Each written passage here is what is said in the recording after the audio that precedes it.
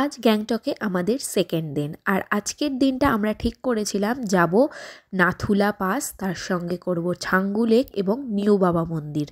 আমাদের একটা দিন সময় লেগেছিল ওয়েদারটাকে গায়ে স্যুট করানোর জন্য, সেই কারণে আমাদের ফার্স্ট ডেটা আমরা রেখেছিলাম লোকাল সাইট সিনের জন্য। লোকাল সাইট সিন করে আমরা ঘুরে ফিরে যখন মোটামুটি কমফোর্টেবল হই, তারপরে আমরা চলে গেছিলাম নাথুলা পাসে। আমাদের ফুল টিম মিলে সিকিম যাওয়ার একমাত্র কারণ ছিল আমাদের প্রি ওয়েডিং শ্যুট।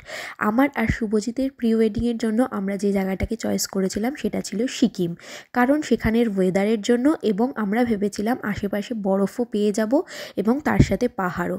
সেই কারণে আজকে যখন আমরা নাথুলায় যাব বলে ঠিক করি, তখনই ভেবে নিয়েছিলাম যে আজ আমরা পরবো হোয়াইট কালারের আউটফিট। তাই দুজনেই মিলিয়ে হোয়াইট কালারের আউটফিট পরে নিয়েছিলাম।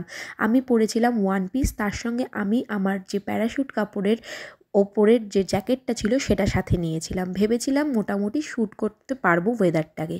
কিন্তু যেতে যেতে রাস্তায় যখন মেঘ দেখতে পাই এবং ঠান্ডাটা হালকা হালকা বুঝতে পারি, তখন ভেবেছিলাম হয়তো আস্তে আস্তে যেতে যেতে নর্মাল ঠিক হয়ে যাবে এবং আমরা আজকের দিনটায় শ্যুট করতে পারবো।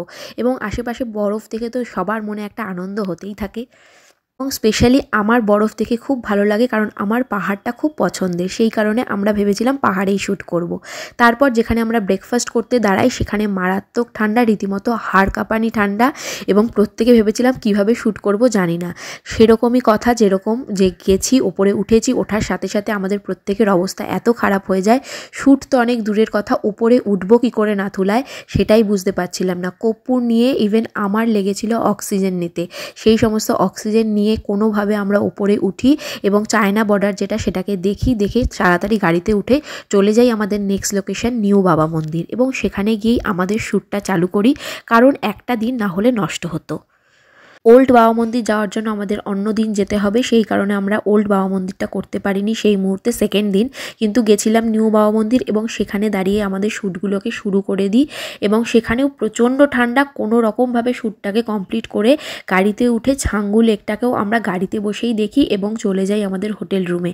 এবং হোটেল রুমে যাওয়ার সাথে সাথে আমার শরীর প্রচণ্ড রকম খারাপ হয়ে যায় অক্সিজেন নেওয়ার জন্য এবং এতটা ঠান্ডা যাওয়ার জন্য।